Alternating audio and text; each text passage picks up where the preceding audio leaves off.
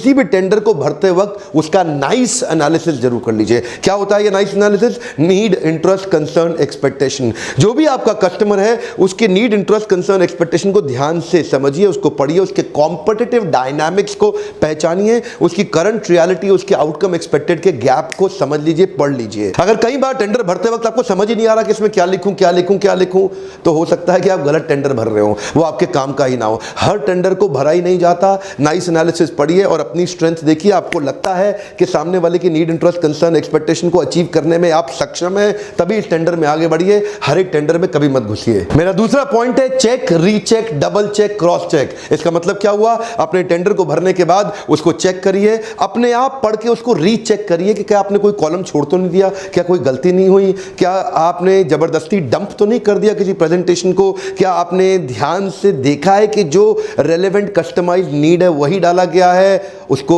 Check और recheck करने के बाद क्रॉस चेक किसी और से करवाइए, डबल चेक, ट्रिपल चेक फिर से कराइए, अगेन चेक कराइए, क्योंकि कई बार कुछ गलत इंफॉर्मेशन भेज दिया तो काम का टेंडर भी रिजेक्ट हो जाएगा। उसकी कंप्लायंसेस, उसकी लैंग्वेज एकदम क्लियर, राइटिंग, प्रपोजल कैसे जाना है, कितनी कॉपीज चाहिए, उसमें क्या रिक्वायरमेंट आएगी, उस डिटेल को ध्यान से पढ़िए। टेंडर के भरने के प्रोसेस को पूरा समझ लीजिए, क्या इलेक्ट्रॉनिक बिड है या बाय पोस्ट है या फिजिकली मिलके है। जो भी उन्होंने इंफॉर्मेशन रिक्वेस्ट करी उसको प्रूफ फ्री जरूर करा लीजिए। एक बात बताऊं, नहीं तो 1 सेकंड लगता है आपका पेपर उठा और कूड़े में चला गया, कूड़े में ना चला जाए। मेरा तीसरा पॉइंट है क्लाइंट फोकस्ड कंपेलिंग स्टोरी। चाहे कुछ भी हो, चाहे टेंडर कितना भी लॉजिक्स, डेटा, इंफॉर्मेशन, नंबर्स पे चलता हो, लेकिन इसको पढ़ने वाले ह्यूमंस हैं, इसको पढ़ने वालों के पास इमोशंस हैं। और आपकी कंपेलिंग एक्साइटिंग स्टोरी के अंदर केवल ये मत बताइए कि आप क्या अच्छे हैं, क्यों अच्छे हैं, उसको क्लाइंट फोकस स्टोरी की फॉर्मेट में करिए।